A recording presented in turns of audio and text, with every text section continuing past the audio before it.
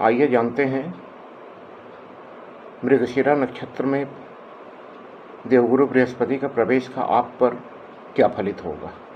सर्वप्रथम हम मृगशिरा नक्षत्र के गुणधर्म को जान लेते हैं, क्योंकि होता ऐसा है कि कोई भी ग्रह जब किसी नक्षत्र में प्रवेश करते हैं तो उस नक्षत्र का जो गुणधर्म होता है वो और उस नक्षत्र के स्वामी का जो गुणधर्म होता है वो स्वयं में समावेश कर लेते हैं।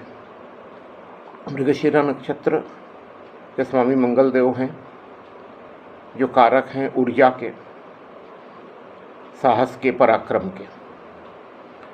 और मृगशिरा नक्षत्र को अगर आप देखेंगे तो ये है कि अगर इसे समझिए तो ये मृग का शिरा, मृग का सिर। अब आपने कभी मृग या हिरण का एक मूवमेंट को देखा है?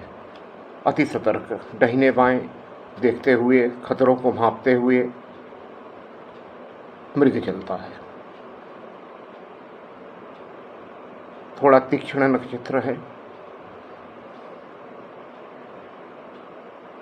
इस नक्षत्र में जन्मे जातकों का और जातिकाओं का वाणी थोड़ा तेज होता है। हालांकि एक गुण उनमें और ये होता है, अगर ये किसी को कोई बात कह दे तो पूरी संभावना होता है कि वो फलित हो जाए।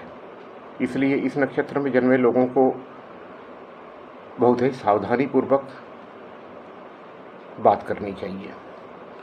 बहरहाल ये तो अलग विषय हो गया। अब मृगशिरा नक्षत्र और मृगशिरा नक्षत्र के स्वामी मंगल देव का क्या असर गुरुदेव पे होगा। तो एक तो जो गुण देवगुरु में समावेश होगा वो है ऊर्जा का और तीक्ष्णता का और साथ में सतर्कता का। और मृगशिरा नक्षत्र का एक और गुण होता है कि ये स्थायी फल देता है। कोई भी कार्य किया जाए तो उसमें एक स्थायित्व होता है।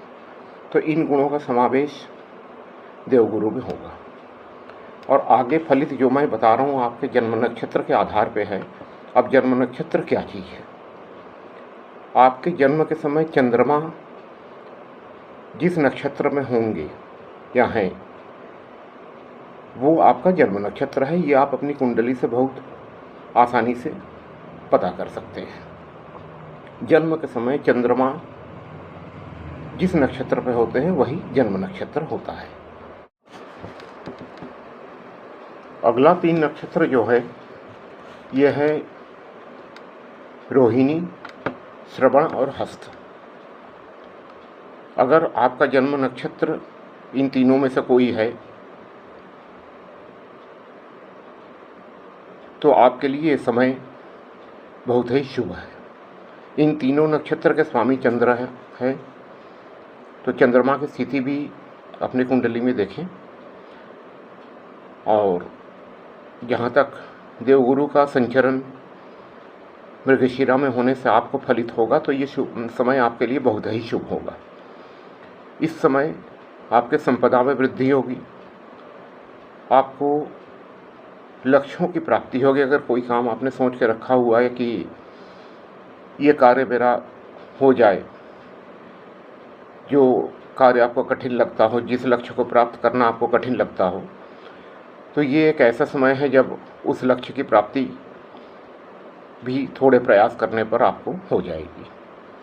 धन की वृद्धि होगी, मान सम्मान की वृद्धि होगी। हर प्रकार से ये समय आपके लिए शुभ होगा। प्रयास करें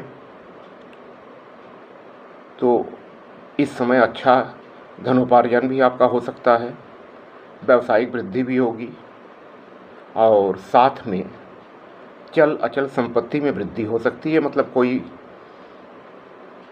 गाड़ी हो, ऑर्नामेंट्स वगैरह हो, जमीन हो, मकान हो, इस ढंग का क्रय आप कर सकते हैं। मिला जुला के अगर बात किया जाए, प्रयासरत रहें, ये समय अत्यंत शुभ है आपके लिए।